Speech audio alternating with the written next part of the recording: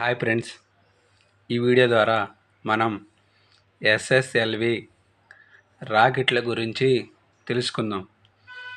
ఇప్పటి వరకు 3 సార్లు ఈ ప్రయోగాలు నిర్వహించడం జరిగింది.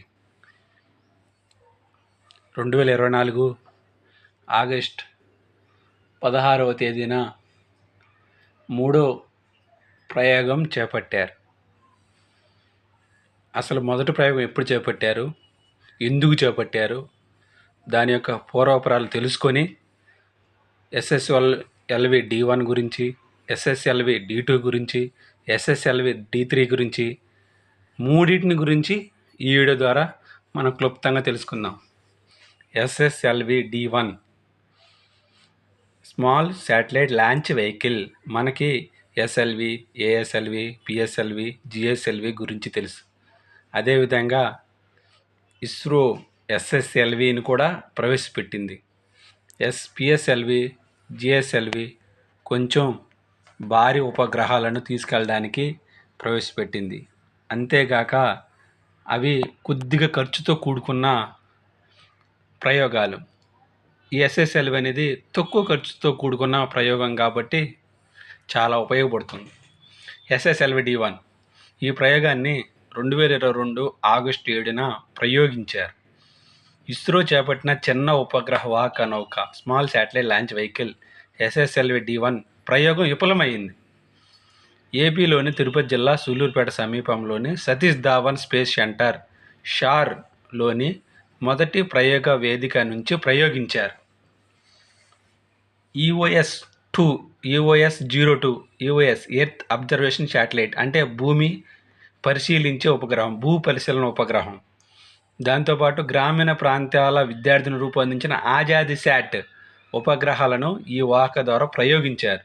అయితే ఈ రెండు ఉపగ్రహాలు నిర్దేశించిన వృత్తాకార కక్షలోకి కాకుండా దీర్ఘవృత్తాకార కక్షలోకి ప్రవేశించడంతో సెన్సార్లు పనిచేయక గ్రౌండ్ స్టేషన్కు సిగ్నల్ అందకుండా పోవడంతో ఈ ప్రయోగం విఫలమైంది. షార్ నుంచి ఇది 83వ ప్రయోగం కాగా ఎస్ఎస్ఎల్వి D1 సిరీస్లో ఇదే మొదటిది. ఉపగ్రహాల వివరాలు. అతి తక్కువ ఖర్చుతో రూపొందించిన ఉపగ్రహ వాహక నౌక ఎస్ఎస్ఎల్వి D1 రాకెట్ ద్వారా 2 ఉపగ్రహాలను రోదసిలోకి పంపారు. అవి EOS-02 ఆజాదీ శాట్. EOS-2 దేనికి, ఎవరు తయారు చేశారని తెలుసుకుందాం. EOS-02 ఈ ఉపగ్రహ బరువు 135 కేజీలు. ఇస్రో పూర్తి స్వదేశీ సాంకేతిక పరిజ్ఞానంతో రూపొందించిన భూ పరిశీలన ఉపగ్రహం. అధిక రెజల్యూషన్తో కూడిన ప్రయోగాత్మక ఆప్టికల్ రిమోట్ సెన్సింగ్ ఉపగ్రహం ఇది. ఈ ఉపగ్రహం భూమికి తక్కువ ఎత్తులో ఉండి అత్యంత అధునాతన సాంకేతిక పరికరాలతో భూమి మీద ఉన్న వాతావరణ పరిస్థితులను ఎప్పటికప్పుడు అధ్యయనం చేసి సమాచారాన్ని చేరవేస్తూ ఉంటుంది. మారుమూల ప్రాంతాల్లో ఇంటర్నెట్ కనెక్టివిటీని అందించడంలో ఇది సహాయపడుతుంది. అదేవిధంగా ఆజాదీ శాట్, దీని బరువు 8 కేజీలు. దేశంలోని 75 జిల్లా పరిషత్ హై స్కూల్స్కు చెందిన 750 మంది గ్రామీణ విద్యార్థినులు దీన్ని రూపొందించారు. దీని జీవితకాలం 6 నెలలు.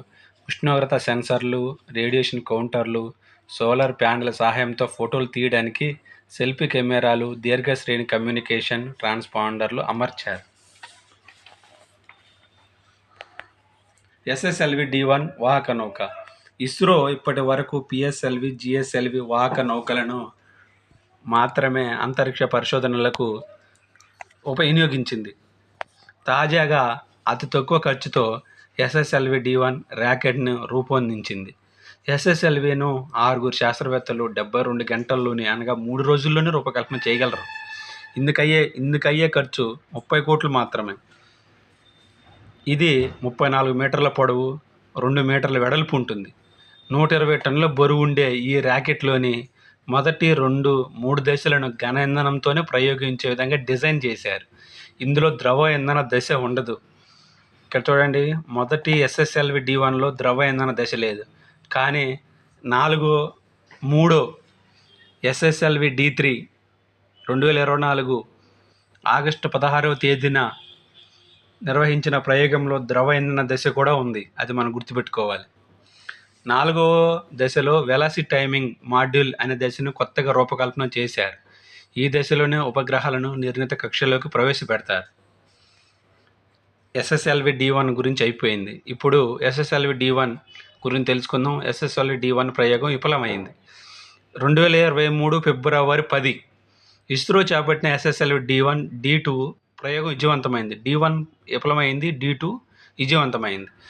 షార్లోని మొదటి ప్రయోగ వేదిక నుంచి ప్రయోగించారు.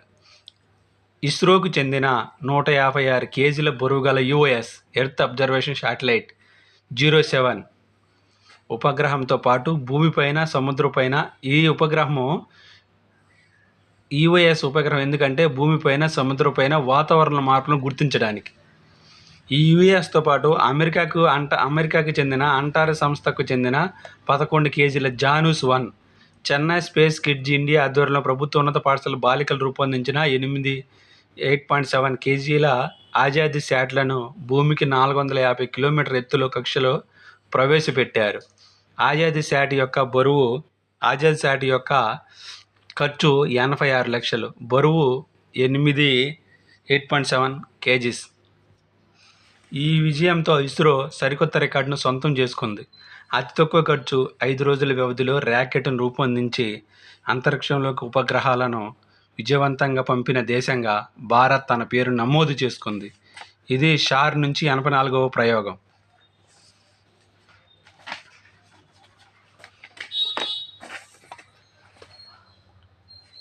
ఎస్ఎస్ఎల్వి D2 బరువు 120 టన్నులు, పొడవు 34 మీటర్లు, వెడల్పు 2 మీటర్లు. ఎస్ఎస్ఎల్వి D1 అయినా సేమ్ 120 టన్నులు, పొడవు 34 టన్నులు, వెడల్పు 2 టన్నులు. ఎస్ఎస్ఎల్వి D2 అయినా సేమ్. దాదాపు 500 కేజీల బరువు గల ఉపగ్రహాలను ఈ వాహక నౌక అంతరిక్షంలోకి మోసుకుపోగలదు. దీనిని 4 దశల్లో ప్రయోగించారు. ఎస్ఎస్ఎల్వి ఉపగ్రహ వాహక నౌక ద్వారా తక్కువ ఖర్చుతో అంతరిక్ష ప్రయోగాలు చేసే అవకాశం అందుబాటులోకి వచ్చింది. పిఎస్ఎల్వి తయారు చేయడానికి 45 రోజులు సమయం పడుతుంది, కానీ ఎస్ఎస్ఎల్విని 7 రోజుల్లోపే తయారు చేయవచ్చు. అంతేకాదు బహుళ ఉపగ్రహాలను పంపడానికి ఇది ఉపయోగపడుతుంది. ఎస్ఎస్ఎల్వి D3 2024 ఆగస్టు 16 తిరుపతి జిల్లా షార్లోని మొదటి ప్రయోగ వేదిక నుండి ఉదయం 9 గంటల 17 నిమిషాలకు ప్రయోగించారు. ఈ ప్రయోగాన్ని 17 నిమిషాల్లో పూర్తి చేశారు. ఈ వాహక నౌకలో 4వ దశలో 0.05 టన్నుల ద్రవ ఇంధనాన్ని నింపడంతో పాటు ర్యాకెట్లోని అన్ని వ్యవస్థలను అప్రమత్తం చేశారు. ఈ ప్రయోగంలో 3 దశలు ఘన ఇంధనం వాడారు, 4వ దశలో ద్రవ ఇంధనం వాడారు. ఈ ప్రయోగంలో UAS-08, ఎస్ఎస్ఎల్వి D2లో UAS-07, ఎస్ఎస్ఎల్వి D3లో UAS-08 ఎర్త్ అబ్జర్వేషన్ శాటిలైట్తో పాటు SRO డెమోసాట్ అనే చిన్న తరహా ఉపగ్రహాలను 475 కిలోమీటర్ల ఎత్తులోని సర్క్యులర్ ఆర్బిట్లో ప్రవేశపెట్టారు. 3 దశల ఘన ఇంధనం, 4వ దశ ద్రవ ఇంధనం. రాకెట్ పొడవు 34 మీటర్లు, వెడల్పు 2 మీటర్లు, బరువు 119 టన్నులు. 4 దశల్లో ప్రయోగం చేశారు. ఈ రాకెట్ మొదటి దశను 87 టన్నుల ఘన ఇంధనాన్ని ఉపయోగించి 124 సెకండ్లలో పూర్తి చేశారు. అదేవిధంగా రెండో దశలో 7 టన్నుల ఘన ఇంధనం, 3 దశలో 4.5 టన్నుల ఘన ఇంధనం, 4వ దశలో 0.05 టన్నుల ద్రవ ఇంధన సాయంతో 808 సెకండ్లకు 175 కేజీల UAS-08 మొదటిగా కక్షల్లోకి ప్రవేశపెట్టిన తర్వాత SRO డెమోసాట్ అనే ఉపగ్రహాన్ని 994 సెకండ్ల భూమికి 475 కిలోమీటర్ల ఎత్తులోని లియో ఆర్బిట్ సూర్య సమకాలిక కక్షలోకి ప్రవేశపెట్టారు. ఈ UAS-08 గురించి కొన్ని విషయాలు తెలుసుకుందాం. ఇది ఏడాది పాటు సేవలు అందిస్తుంది. భూ పరిశీలనకు మరియు విపత్తు నిర్వహణకు ఉపయోగపడుతుంది. SSL సిరీస్లో ఇది 3వది. షార్ కేంద్రం నుండి ఇది 97వ ప్రయోగం. ఈ ఉపగ్రహం బరువు 175 కేజీలు. ఇస్రోకు చెందిన ఈఆర్ రావ్ శాటిలైట్ సెంటర్లో UAS-08ని అభివృద్ధి చేశారు. ఇందులో ఉండే electro optical infrared payload midwave, long wave ఇన్ఫ్రారెడ్లో చిత్రాలను క్యాప్చర్ చేస్తుంది. ఇందులో మనం ఎక్కువగా 2 పదాలను ఎక్కువగా వాడాం, షార్ అను మరియు UR శాటిలైట్. ఆ రెండింటి గురించి ఇప్పుడు తెలుసుకుందాం. Satish Dhawan space centre SDSC లేదా Sriharikota high altitude and ranging SHAR 1971 October 9న ఏర్పాటు చేయడం చేశారు. ఏపీలోని చిత్తూరు జిల్లాలో. 2002 నుండి SDSCగా పిలుస్తున్నారు. ముందు సార్ అని పిలిచేవాళ్ళు. Sriharikota high altitude and ranging అని పిలిచేవారు. తర్వాత ఎస్డిఎస్సిగా మార్పు చేశారు. దీనిని స్పేస్ పోర్ట్ ఆఫ్ ఇండియా అని కూడా అంటారు. యుఆర్ రావు శాటిలైట్ సెంటర్ 1972 కర్ణాటకలో పీణ్యలో ఏర్పాటు చేశారు. యుఆర్ రావు ఈయన ఇస్రో చైర్మన్గా పనిచేశారు. సతీష్ ధావన్ ఈయన ఇస్రో చైర్మన్గా పనిచేశారు. ఇస్రో చైర్మన్ విక్రమ్ సారాభాయ్ గుజరాత్ చెందిన వ్యక్తి 1963-71 దాకా ఉన్నారు.